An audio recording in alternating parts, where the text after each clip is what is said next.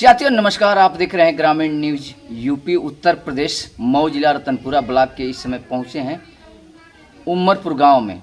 जब उमरपुर गांव में ग्राम में आए हैं तो यहां मुझे मिले हैं ग्राम पंचायत के ग्राम प्रधान रामसरिक राजभर जी।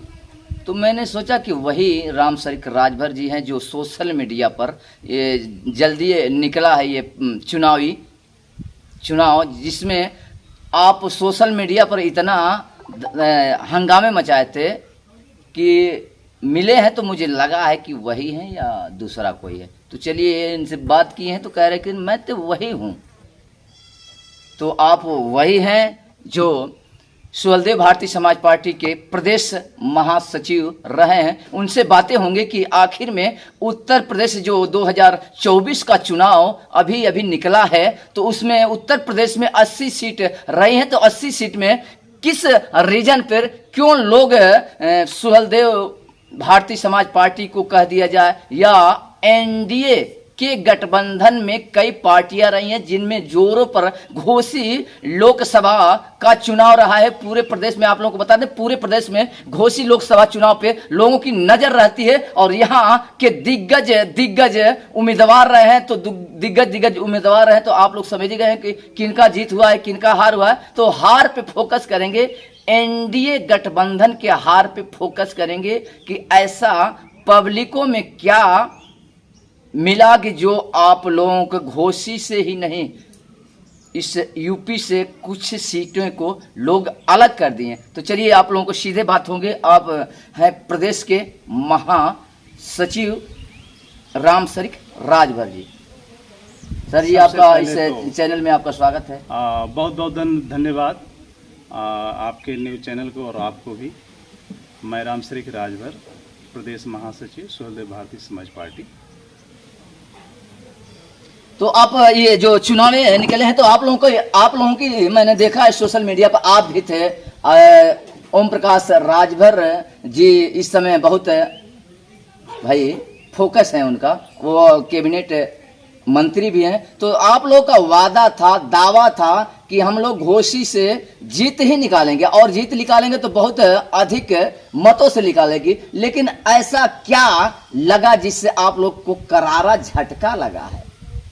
देखिए, सबसे पहले तो इस लोकतांत्रिक व्यवस्था में हार जीत होती रहती है और जहाँ तक दावा का सवाल है तो हर पार्टियाँ, हर नेता दावा करते हैं जीतने की और बढ़ चढ़ कर ही बात की जाती है कि हमारा दावा मजबूत है, हम मजबूत स्थिति में हैं। परंतु दावे के साथ साथ उस चुनाव लड़ने का तौर तरीका सब लोग अपना अपना अपनाते हैं, उसमें कहीं ना कहीं चूक होती है जिसके किसी को हार किसी को जीत नसीब होती है। तो इस जहाँ तक घोसी लोकसभा का सवाल है तो घोसी लोकसभा में सबसे पहले तो माननीय सांसद जी को जो वर्तमान में जीते हैं श्री राजीव राय जी को मैं जीत की हार्दिक बधाई देता हूं और हम सभी लोग अपनी हार स्वीकार भी करते हैं। जीते हैं, मैं चाहूँगा कि घोसी लोकसभा की आम जनता का जो भी समस्याएं हैं उसका निदान। अच्छा नेताजी, आखिर में आप लोग हारे हैं तो उसका भी आप लोग चर्चाएं करते होंगे ना। मैंने आप लोगों ने किस गलती का इस समय शिकार हैं पब्लिक के सामने, या कैसे कौन सी गलतियां हुई है जिसका आप लोग शिकार हो गए और करारा झटका भी मिला है? देखिए, उसमें जहां तक घोसी लोकसभा का ले लीजिए या पूर्वांचल का ले लीजिए, तो हालांकि जो हमारे अपोजिशन पार्टियां, चाहे इंडिया गठबंधन ले लीजिए, इंडिया गठबंधन की बात कर लीजिए, तो जो नैरेटिव फैला हुआ था कि संविधान बदल जाएगा, आरक्षण खत्म हो जाएगा, 8500 रुपया महीने का खटाखट टकाटक गटागट वाला जो चल रहा था नैरेटिव प्रचार हो रहा था, तो कहीं ना कहीं इसको हमारे एनडीए गठबंधन की तरफ से इसकी काट ढूंढने में पीछे हो गए। एक कारण और भी नेताजी, इसका काट आप लोगों के पास नहीं था? जाले मान लीजिए जीतने वाला कुछ न कुछ वादे करते हैं या फार्मूला अपना चुन लेते हैं, जैसे आप खटाखट फटाफट कह रहे हैं और जो भी है आपने निकाल लिए। तो इसका आप लोगों को जैसे बता रहे हैं कि संविधान पे खतरा है, संविधान पे खतरा है, लोगों पे खतरा है, तो आप लोगों के पास एक काट नहीं था का? भाई साहब देखिए, इसमें आप लोगों का भी बहुत महत्वपूर्ण स्थान है किसका? इस नैरेटिव को फैलाने के लिए। मैं आप बस दो एग्जाम्पल आपको मैं बताऊंगा। इस जैसे कि 1967 या 68 के लगभग में जब स्वर्गीय पंडित जवाहरलाल नेहरू जब प्राइम मिनिस्टर थे, तो उन्होंने संसद में उन्होंने बोला था कि मैं आरक्षण को कतई पसंद नहीं करता हूं, और राज्य सरकारों को तत्कालीन जो भी मुख्यमंत्री थे उनको उन्होंने लेटर लिखा कि आरक्षण मुझे पसंद नहीं है, खासतौर से सरकारी नौकरियों में आरक्षण पसंद मैं नहीं करता हूं। तो इस बात को जो प्रधानमंत्री जी थे आदरणीय नरेंद्र मोदी जी ने, उन्होंने इस बात को सदन में, जब सदन चल रहा था तो उन्होंने ये बात कहा, तो पंडित जवाहरलाल नेहरू का नाम लेकर के उन्होंने कहा। जबकि मैंने फेसबुक पर देखा था कि वह कट करके फुटेज जो कट करके आती है, वो कट करके आती है कि मैं नौकरियों में आरक्षण पसंद नहीं करता हूं। तो अब बताइए, लाखों करोड़ों लोग जो देखे होंगे इस चीज को, और जो नैरेटिव इधर फैलाई जा रही है कि भारतीय जनता पार्टी एनडीए के गठबंधन की सरकार बनेगी तो आरक्षण खत्म कर दिया जाएगा। नेताजी, आप कहे हैं अभी चैनल वालों को कि आप लोग फैलाने में बड़ा अहम भूमिका रहा है, लेकिन जो चैनल वाले हैं सही बतिया को तो फैला ही करेंगे, जैसे या रूमर कह दिया जाए, जो भी कह दिया। आप कह रहे हैं, हम तो नहीं कह रहे हैं, जो कह रहे हैं कि ये संविधान पे खतरा को लेकर के अपोजिशन पार्टी के लोग इसको एक मुद्दा बना दिए थे, तो ये सही है या गलत है? नहीं, मेरे हिसाब से तो ये जो झूठ की राजनीति है इंडिया गठबंधन की तरफ से फैलाया गया कि संविधान खतरे में है, आरक्षण बदल जाएगा। अब मैं पूछना चाहता हूं कि आप अपोजिशन में गए हैं, ये अच्छी बात है कि आप अपोजिशन में, पहले की अपेक्षा 10 सालों में देखा जाए तो उसकी अपेक्षा तो आप काफ़ी मजबूत स्थिति में हैं।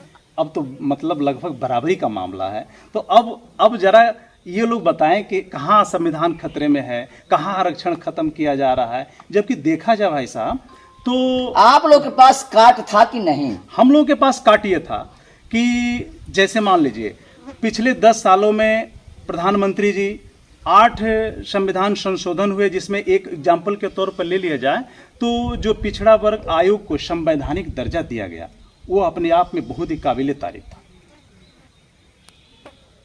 तो उसको भी प्रचार किया जा सकता था कि मैं बैकवर्ड का, जो ओबीसी का, मैंने उसको संवैधानिक दर्जा दे दिया है। तो जब संवैधानिक दर्जा दे दिया गया है तो कहाँ सवाल खड़ा होता है कि आरक्षण खत्म हो जाएगा। दूसरी बात कि जब 2020 में मैं थोड़ा पीछे जाता हूँ, 2000 में जब स्वर्गीय अटल बिहारी वाजपेयी जी की जब सरकार थी, तो उन्होंने संविधान संशोधन करके जो SC/ST का आरक्षण है, जो 10 वर्षों के बाद, 10 वर्ष के अंतराल के बाद हमेशा उसका संशोधन होता है, उसका परीक्षण होता है, सर्वेक्षण होता है, और जैसा देखा जाता है उसको बढ़ाया जाता है। तो अटल बिहारी वाजपेयी जी ने उसको बढ़ाया। फिर उसके बाद से उसी रास्ते पर चलते हुए आदरणीय प्रधानमंत्री जी नरेंद्र मोदी जी ने 2020 में 104वें संशोधन करके इस SC/ST के आरक्षण को उन्होंने 10 सालों के लिए बढ़ा दिया। तो कैसे कहा जा सकता है कि एनडीए जो गवर्नमेंट है यह SC/ST का? नेताजी, आप लोगों के पास काट था कि नहीं? काट यही था कि इसको, ये जो नैरेटिव है इसका जवाब देने के लिए, इसको हमारे जो नेता लोग थे, बड़े जो हमसे बड़े हैं, जो बड़े बड़े पदों पर हैं, इसकी काट नहीं ढूंढ पाए। जबकि ये आसानी से कह सकते थे, बता सकते थे कि भाई कहां से हम काट काहे नहीं ढूंढ पाए? वो लोग गदगद होते रहे थे, वो जानते थे कि मेरा अब 10 साल से चल रहा है सरकार, 10 साल मेरा कुर्सी है, तो जो कहेंगे वही होगा। नहीं, ऐसा नहीं है। लोकतंत्र में जनता सर्वोपर होती है, और जितने चाहे प्राइम मिनिस्टर बने हों, चाहे मुख्यमंत्री बने हों, चीफ मिनिस्टर बने हों, चाहे प्रधान बने हों, तो हम सभी लोग जनता के आभारी हैं और जनता के बलबूते हम लोग हैं। तो जनता को जिस तरीके से मोटिवेट कर सकते हैं, सही तरीके से हम लोग सही बात कहने में आगे रहे, और हमारे अपोजिशन के लोग उसको नैरेटिव करके उसको सही तरीके से, उस तरीके से पेश किया कि उन लोगों के दिमाग में बैठ गया, जनता के दिमाग में बैठ गया, और जनता। अरे यार, यशस्वी मुख्यमंत्री कहे जाने वाले अपने मन की बात कहते हैं, कभी कभी अपने मन की बतिया कह देते हैं, तो यहाँ अपने मन की बतिया काहे नहीं कहें? देखिए, जैसे मान लीजिए अपना घर ही है, और घर के मेंबर्स में हमारी अंतःकलह जब हो जाती है थोड़ी बहुत, ये ह्यूमन्स, नहीं आपका इशारा किधर है? मतलब मैं मान कर चलूँ, मैं एग्जाम्पल के तौर पर कह रहा हूँ कि मतभेद जब उत्पन्न हो जाता है, थोड़ा अति आत्मविश्वास भी हो जाता है किसी को कभी कभी, तो थोड़ा नुकसान होता है। और मैंने देखा है कि राजनीति में ज़्यादा दिन तक जब गवर्नमेंट होती है किसी की भी, तो थोड़ा लोगों को लगता है कि मतलब जो फ्लेक्सिबिलिटी होती है ना लोगों के अंदर मन की, अब उसमें जो हमारा अपोजिशन के लोग उस पर अगर हावी हो जाते हैं तो उसका फ़ायदा उठा लेते हैं। लेकिन फिर भी यह बहुत ही शानदार और जानदार चुनाव रहा, जिसमें हमारे एनडीए गठबंधन की गवर्नमेंट भी बनी है और हम लोग हारे नहीं हैं, हम लोग जीते हैं और शानदार तरीके से हमारी गवर्नमेंट भी काम कर रही है। आदरणीय प्रधानमंत्री जी तीसरी बार उस पद पर आसीन हैं और अभी जो कल बजट, आम बजट पेश हुआ है, उसमें ख़ास तौर से नौजवान बेरोजगारी का ख्याल रखा गया है, नौजवानों का, उसके बाद किसानों का, सबका ख्याल रखा नेताजी जब झटका आपको लगा है, जैसे पुरनिया लोग कहते हैं कि जब ले उड़ुक ना लगी तब ले होश ना हुई, तो आप लोग के झटका जब लागल हो तब आप लोग बजट पर, युवा पर, बेरोजगारी पर, ऐसे ऐसे पर अब ख्याल किए हैं, अब ध्यान दिए हैं? नहीं, ऐसा नहीं है। देखिए, कोई व्यवस्था जब चरमरा जाती है ना, तो उसको सुधारने में समय लगता है। तो पिछली गवर्नमेंट में जितनी व्यवस्थाएं चरमरा गई थीं, उनको सही करने में, तकनीकी रूप से सही करने में थोड़ा टाइम लगेगा। तो लोगों को लग रहा था कि लोड हो रहा है थोड़ा, समझ रहे हैं, लेकिन ऐसा कुछ नहीं था। आप देखिए 5 केजी जो राशन की बात हो रही थी, 5 केजी राशन फ्री का मिल भी रहा था, पीएम किसान का 2000 रुपया मिल रहा था। जो लोग कह रहे हैं कि इसी सरकार में थोड़ा ही मिल रहा है। अच्छा। जो 5 किलो राशन में मिलता है तो पहले से ही मिल रहा था, सरकार कांग्रेस के समय से ही मिल रहा था ये राशन, अब ये नया थोड़ा है। देखिए, जो लोग कह रहे होंगे वे लोग ये भी कह रहे होंगे, शायद आपको न बताते होंगे, जो राशन मिलता था वो लिमिटेड था। गांव में 80% लोगों को राशन नहीं मिलता था, जबकि आज के परिवेश में, आज के समय में 80% लोगों को राशन मिल रहा है। हाँ, इसमें थोड़ा संशोधन करने की गुंजाइश है। जैसे मान लीजिए कि जब ये एक्ट आया, जब आदरणीय प्रधानमंत्री डॉक्टर मनमोहन सिंह जी थे, तो जब ये एक्ट बना, खाद्य अधिनियम जब बना 2013 में, तो 80% लोगों को राशन देने की बात आई।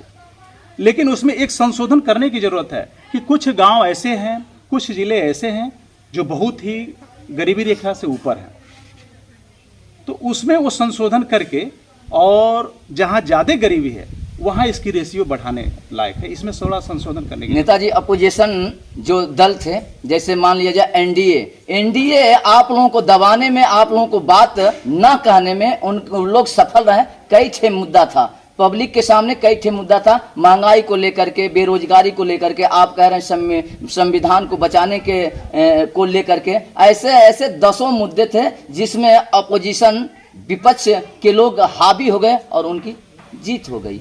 देखिए, जहाँ तक महंगाई का सवाल है, तो महंगाई का सवाल है, तो ऐसा अगर इकोनॉमिक्स के भाषा में अगर कहा जाए, तो हम महंगाई को, किसी वस्तु का रेट लो करके हम वो महंगाई को कंट्रोल नहीं कर सकते हैं। हमको इनकम बढ़ाना पड़ेगा, हमको प्रोडक्शन बढ़ाना पड़ेगा। हमारी जो डिमांड है, हमारी जो पॉपुलेशन है इंडिया की, जो 140 करोड़ से ऊपर जो हमारी पॉपुलेशन है, जो डिमांड है उसकी, तो डिमांड के हिसाब से जब तक प्रोडक्शन नहीं होगा तो महंगाई कंट्रोल में नहीं होगी। नेताजी, चलिए अब आगे की बात होगी। 2024 तो बीत गया, आप लोगों का करारा झटका भी लग गया, करारा हार भी हो गया। इसको आप लोग स्वीकार भी कर रहे हैं कि हम लोग कहीं ना कहीं चूक हो गई है, पब्लिक के अंदर हम लोग अपनी बात नहीं कह पाए। चलिए, अब आने वाले 27 में आप लोग का ख्याल क्या है? पब्लिक को कैसे आप लोग मना पाएंगे? जहाँ तक उत्तर प्रदेश गवर्नमेंट की बात है, तो हमारे उत्तर प्रदेश के मुख्यमंत्री आदरणीय योगीनाथ जी महाराज जी जितना अच्छा कार्य कर रहे हैं, उससे लगता है कि 2027 भी, जैसे हम लोग 2024 को फतेह किए हैं, 2024 को भी जीते हैं, हम लोग 2027 जीते हैं, हम लोग 2027 भी जीतेंगे। 2027 में इस सरकार बनेगी। तो महंगाई इतना बड़ा चरम सीमा पर बा, पब्लिक माने कैसे आप लोग? भाई साहब, देखिए, मैं आपको बता दे रहा हूँ महंगाई क्यों नहीं होगी। महंगाई यहाँ- क्यों होगी? हम बता रहे हैं ना, महंगाई करने का बहुत सारे रीजन है, उसमें हम भी जिम्मेदार हैं उसके। जो चीज़ हमारे पास पड़ा हुआ है, वेस्टेज पड़ा हुआ है, जैसे आप लोगों को आपको पीछे लेके जाना चाहते हैं। अभी आप जैसे सरकार आपको हो गई जी तो आप कह रहे हैं महंगाई है, इसके पीछे कई शासन थे, कई मुख्यमंत्री थे, उनमें दाल का रेट कम था। मैं नहीं कह रहा, पब्लिक भी कह रही है कि दाल का रेट था 30 से 35 40 50 तक, मान लीजिए अच्छे क्वालिटी के 50 तक था। तो क्या आप लोगों ऐसे कैसे बढ़ता है? जी बिल्कुल आपका कहना सही है। 2014 से पहले अगर देखा जाए तो 2014 से पहले यही पेट्रोल जो था 60-65 रुपया बिकता था, ऐसा नहीं बिकता था। लेकिन आप जरा बताइए, जो ये खनिज तेल है, ये पेट्रोलियम है, ये हमारे यहाँ प्रोडक्शन तो उतना होता नहीं है, हमको बाहर से मंगाना पड़ता है। तो बाहर से मंगाना पड़ता है तो जाहिर पहले कहाँ से आता था? पहले से भी बाहर से आता था, पहले भी बाहर से आता था। लेकिन पहले जो पॉपुलेशन थी, हमारी डिमांड कम थी। आप जरा बताइए, इस समय मोटरसाइकिल जो है, घर घर मोटरसाइकिल है। अब फैसिलिटी को तो कोई रोक नहीं सकता है, हम कमा रहे हैं, हमको फैसिलिटी ज़रूरी है। तो जो अब हमारे पास पैसे भी नहीं, 20,000 है या 10,000 है तो हमको गाड़ी मिल जा रही है, हम ऑनलाइन खरीदारी कर रहे हैं, घर बैठे सारा सामान मंगा रहे हैं। तो ये बताइए, जब हम घर बैठे सारा सामान मंगाएंगे तो जाहिर सी बात है वो तो कॉस्टली तो होगा ही। बढ़ेगा? हाँ, क्यों नहीं बढ़ेगा? जो ले करके आएगा तो कॉस्टली तो होगा ही। तो जो फैसिलिटी का हम जितना सदुपयोग करेंगे, जाहिर सी बात है महंगाई तो बढ़ेगी ही बढ़ेगी, उसको कोई नहीं रोक पाएगा। आपको इनकम अपना बढ़ाना पड़ेगा। अगर आप अपनी फैसिलिटी बढ़ा रहे हैं, आप अपना संसाधन बढ़ा रहे हैं, तो आप अपनी इनकम भी बढ़ाइए। हमारी औकात है कि हम साइकिल चलाने लायक हैं। हम विपक्ष वाले अब भी कह रहे हैं, तब भी कह रहे थे कि ये जो सरकार चल रही है, जैसे इंडिया को मान लिया जाए, इंडिया गठबंधन को मान लिया जाए, कि ये लोग इतना गुमान कर लेते हैं, इतना वह है कि ये लोग गुमान से ही हारे हैं। अच्छा, नहीं घमंड वाली घमंड बात है, वही घमंड। नहीं, घमंड वाली कोई बात नहीं है। ये तो खैर अपोजिशन का काम है। नहीं तो कांग्रेस की जब गवर्नमेंट हुआ करती थी तो 65 रुपया पेट्रोल को भाई साहब पब्लिक कहती थी कि बहुत महंगाई है। उस समय भी कहती थी बहुत महंगाई है, लेकिन यही पेट्रोल 100 रुपया के लमसम चला गया, तभी महंगाई है। बोला जा रहा है ना, ये 102 रुपया होगा, 110 रुपया होगा, तभी महंगाई। चलिए नेताजी, अब छिड़ा है, चर्चाएं हो ही रही हैं, तो एक अभी सरकार के गाइडलाइन को आपको बता दें और पब्लिक को चैनल के माध्यम से बता दें कि एक गाइडलाइन आई है सरकार की, जैसे कांवड़िया को लेकर के। कांवड़िया को लेकर के क्यों दुकानें पर, हर दुकानें को चिन्हित किया जाता है कि ये फल की दुकान है रहमान खान की, ये दुकान है ये यादव की, ये दुकानें हैं ये पंडित जी की, ये दुकानें हैं इस अनुसूचित की। इस पे क्या आपका फोकस है? देखिए, जहाँ तक ये कांवड़ियों को लेकर के नाम लिखने का जो आदेश जारी हुआ है गवर्नमेंट का, तो उसके पीछे कहीं भेदभाव की राजनीति नहीं है और किसी को चिन्हित स्पेशल करने की जरूरत गवर्नमेंट के पीछे आशय ये नहीं है। उसका सुरक्षा के दृष्टिकोण से लोग कह रहे हैं कि धर्म और जाति को बढ़ावा दे रहे हैं, धर्म जाति को ऐसे वैसे कर रहे हैं। देखिए, जब से सृष्टि रचना हुई है और मनुष्य जब से आया है, वो अपने अपने हिसाब से अपने ही में बांटता गया है और बताता गया है कि आप क्या हैं, हम क्या हैं। तो उस हिसाब से नेताजी, जब वीडियो हम देखे हैं वहाँ का, जब कवाड़िए गए थे बाबा धाम, तो वहाँ का मैंने वीडियो देखा है। सोशल मीडिया पर इस समय जमाना दूसरा है, तुरंत यूं ही आएगा यूं ही चलने लगेगा। तो वहाँ के जो मुसलमान दुकानदार थे कह रहे थे कि अब 1 महीना मेरा दुकान बंद रहेगा, और दुकान बंद रहेगा तो ये रीजन भी बताया कि दुकान क्यों बंद रहेगा। यहाँ ज्यादा अधिकतर हिंदू के लोग आते हैं कांवड़ लेकर के, तो मुसलमान की दुकान चिन्हित हो जाएगा तो फिर कौन लेगा, कौन खरीदेगा? नहीं, अब ऐसा कुछ तो नहीं है, मुझे तो नहीं लगता है। जैसे हम लोग यहाँ देवघर लोग जाते हैं, झारखंड में जाते हैं, तो वहाँ जिसकी दुकान होती है वहाँ लिखे रहते हैं। ऑलरेडी मैंने देखा है, चाहे मुसलमान भाई की दुकान हो, चाहे हिंदू भाई की दुकान, किसी की भी लिखे रहते हैं। तो सामान सबके यहाँ से आदमी लेता है, ऐसा नहीं कि विशेष करके हिंदू की दुकान पर जाकर लेता है। तो ये तो भाई साहब मैं ये आपको बता दे रहा हूँ, ये तो राजनीति है। अपना राजनीति सेकने के लिए, अपना उल्लू सीधा करने के लिए लोग राजनीति के तौर तरीके से चश्मे से देखने लगते हैं। लेकिन आम जो पब्लिक है, जो कांवड़िए हैं, वो जाते हैं, वो एक आस्था है, वो जाते हैं तो प्रत्येक दुकानों पर अपनी खरीदारी करते हैं। स्पेशल दुकान पर कोई नहीं जाएगा कि हिंदू की दुकान है मैं वहीं से लूँगा, ऐसा तो नहीं होता है। आप जाकर के देखिए, आपके न्यूज़ चैनल के माध्यम से मैं बता दे रहा हूँ कि लोग चले जाएं और लोग राजस्थान से हरिद्वार जाते हैं, फिर वो जब मेरठ होते हुए निकलते हैं तो जितनी तमाम दुकानें हैं सब दुकानों पर खरीदारी होती है।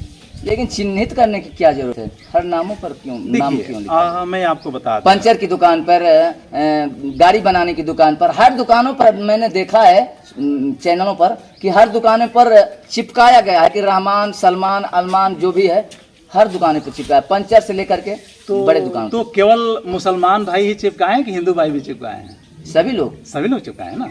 तो जब हिंदू भाई भी चिपकाए हैं तो उसमें मुसलमान भाई को आगे करके या मुसलमान भाई करके राजनीति सीखने की क्या जरूरत है? जब हमारे हिंदू भाई भी चिपकाए हैं कि मैं फलाना हूं तो उसमें क्या दिक्कत है? आप जाइए वहां और चर्चा करिए, वहां किस तरीके की बेमनस्ता नहीं है, भेदभाव नहीं है।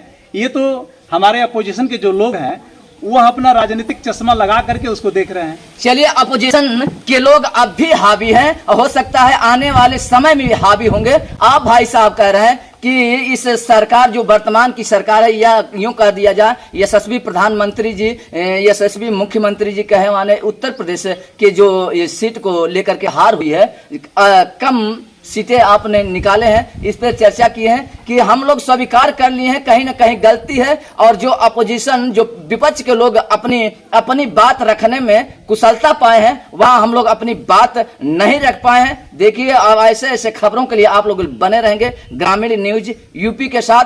Thank you.